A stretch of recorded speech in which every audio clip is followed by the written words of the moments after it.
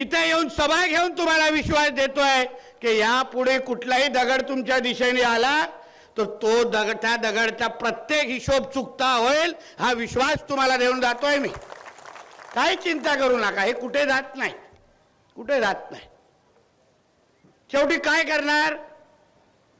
आज राज्यामध्ये हिंदुत्वादी विचारचं सरकार आहे. खाता आमच्या देवेंद्र फडणवीस साहेबांकडे आहे.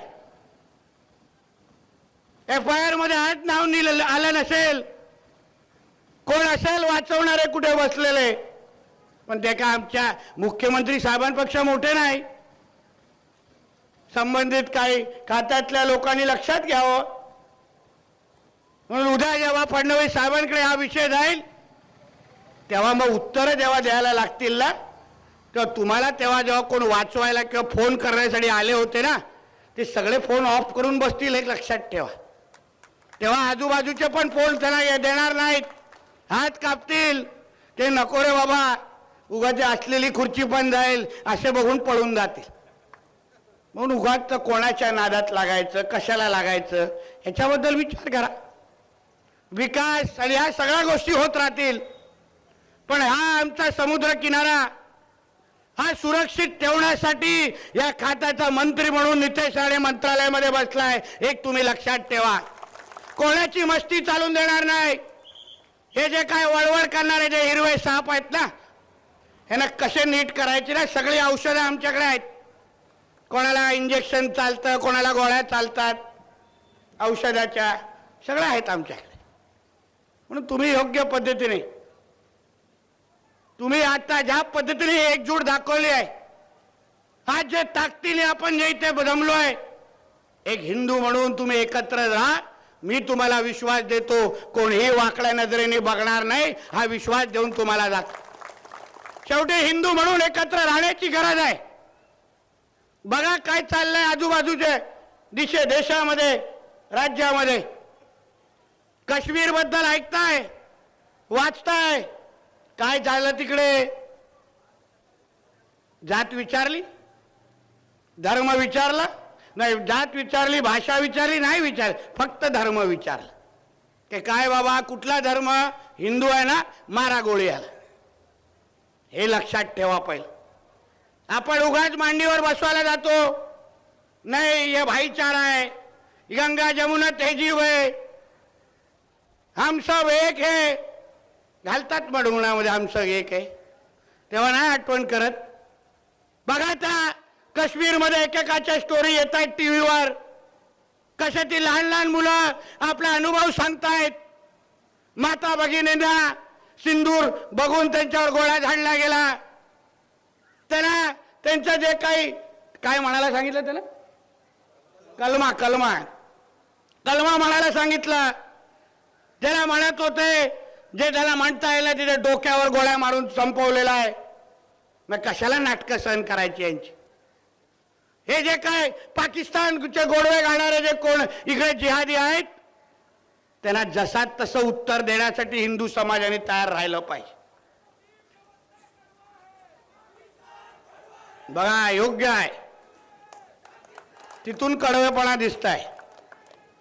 पण तुम्ही लक्षात ठेवा, ते अगर धर्म विचारून गोळा मारत असतील तर तुम्ही पण आपल्या हिंदुत्वादी संघटनेची मागणी पूर्ण केली पाहिजे.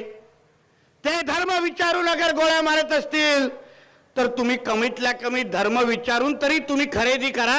ही मागणी खरं म्हटलं तर हिंदू समाजाने करायला पाहिजे. दुकानात उभा राहिल्यानंतर विचारा, बाबा तुझा धर्म काय? खोटंही बोलेल, नालायक असतात. स्वतःच्या बापाचे होत नाही. तर बघा त्या औरंग्याला स्वतःच्या कुटुंबाला संपवलं, स्वतःच्या सख्या भावाला बापाला मारलं. ते स्वतःच्या बापाचे भावाचे होत नाहीत, ते तुमचे काय होणार याचा विचार करा. म्हणून व्यवहार आणि खरेदी करण्या अगोदर धर्म विचारा. आणि मग हेही विचारा, धर्म हिंदू आहे ना, चल बोलून दाखव हनुमान चालीसा, मला विचार. मग लगेच निघेल बघा हवा कशी. मग नाही येत नसेल ना, पुढचा निर्णय सांगा, मैं तेरे से नहीं खरीदूंगी असं बोलून हिंदूच्या दुकानाकडे निघून जायचं. हा निर्धार तुम्ही खरं म्हटलं तर केला पाहिजे. ते लोक अगर आपल्या धर्माबद्दल एवढं अगर कडवत असतील तर मग आपण कशाला विचार करतो, आपण कशाला त्याला श्रीमंत करतो. ते लोक धर्मासाठी अगर जिहाद करत असतील तर मग आपण कशाला त्यांना भाईचाराच्या नावाने गोंधळतो, आपल्याला कशाला दाड्या कुरवण्याची गरज आहे. तुम्ही भूमिका घ्या. हिंदू समाज म्हणून एक शपथ घेऊन खरं म्हटलं तर या धर्मसभेकडून निघायला पाहिजे की आम्ही यापुढे कुठलेही खरेदी करू तर ती फक्त हिंदूकडूनच करू, ही शपथ घेऊन खरं म्हटलं तर तुम्ही निघाला पाहिजे. मग बघा कसे थराथरा कापतात. साले दूध पाजायचं आम्ही लोकांनी आणि मग येऊन आम्हालाच चावायचं. हे प्रकार बंद करायला शिका. गंगा जमुना तवीज काय सर्व धर्म समभाव हे फक्त हिंदूंनाच शिकवलं जातं, कोणाला दुसऱ्याला शिकवतच नाही. सेक्युलरचे किडे फक्त आमच्यावरच टाकले जातात, कोणाला दुसऱ्याला दाखवत नाहीत. हो, ज्या देशामध्ये आपण राहतो तो एक हिंदू राष्ट्र आहे, पहिले ते बोलायला शिका. ज्या देशामध्ये 85% अगर हिंदू राहत असतील, 90% हिंदू राहत असतील, तिथे हिंदूंचंच चालणार, बाकी कोणाचं चालणार. पहिलं प्राधान्य हे हिंदूंनाच दिलं पाहिजे. आम्ही अभिमानाने सांगतो हे हिंदुत्वादी विचाराचं सरकार आहे. या सरकारला निवडून आणण्यामध्ये हिंदू समाजाने ताकद लावली, बाकी कोणीही ताकद लावली नाही.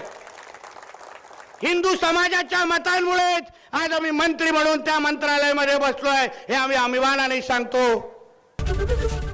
एबीपी माझा, उघडा डोळे बघा नीट.